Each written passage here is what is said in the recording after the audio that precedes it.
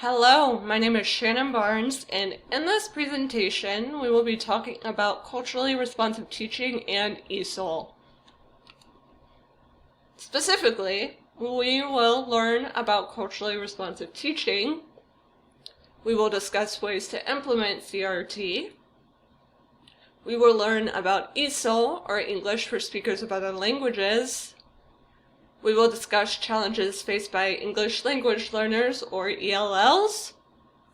And finally, we will discuss ways to actively include ELLs in the classroom. So what exactly is culturally responsive teaching? CRT acknowledges that students come from diverse backgrounds and have different lived experiences. And this includes, but is not limited to, culture and language. And in the next slide, we will talk super briefly about the different aspects of culture. CRT strives to integrate these lived experiences into the classroom, making students feel included and therefore more willing to learn. And CRT challenges all students to think critically, no matter their background. So culture.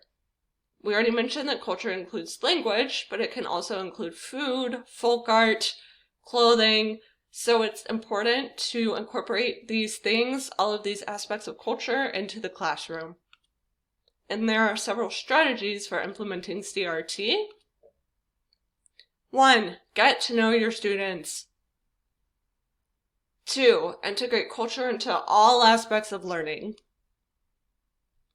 You need to have high expectations for all students, no matter their background. You need to use diverse instructional methods, and you need to use a wide variety of media. So you can have students work in groups on projects, you can have them work alone, you can use videos, you can have students play games. The possibilities are endless. You need to strive to understand diverse perspectives. And finally, this will take us into our next topic. You need to account for linguistic diversity. So ESOL stands for English for Speakers of Other Languages. Most people are accustomed to hearing about ESL, which is English as a second language, but ESOL is more accurate in that some students may be learning English as their third or fourth language. And teachers employ several strategies for teaching English. They'll have students play games, such as the one in the picture. They'll have students simulate real-world conversations. They'll have students practice sentence structures. And they'll also have students listen to music. There are several challenges for ELLs. Just in general, most schools in the United States don't have enough teachers to teach English to ELLs.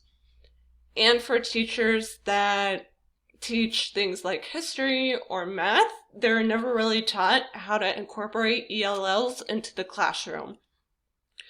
And they also may speak too quickly or use too much idiomatic language. And teachers tend to hold ELLs to lower standards than to native speakers of English. And there are several ways to include ELLs in the classroom. Again, get to know your students. Get to know what language they speak at home, get to know how long they've been in the United States, those sorts of things. You need to study the theories of language acquisition, just so you can understand what your students are going through. You need to employ visuals, because as this image says, visuals help all students. You need to use simple language, use the present tense, avoid idiomatic expressions. You need to simultaneously teach content in English because learning academic English takes so much time. You need to allow students to work in groups so they can support one another. And finally, you need to collaborate with your colleagues to discuss ways in which you can support ELLs. I hope you found this presentation useful, and thank you for your time.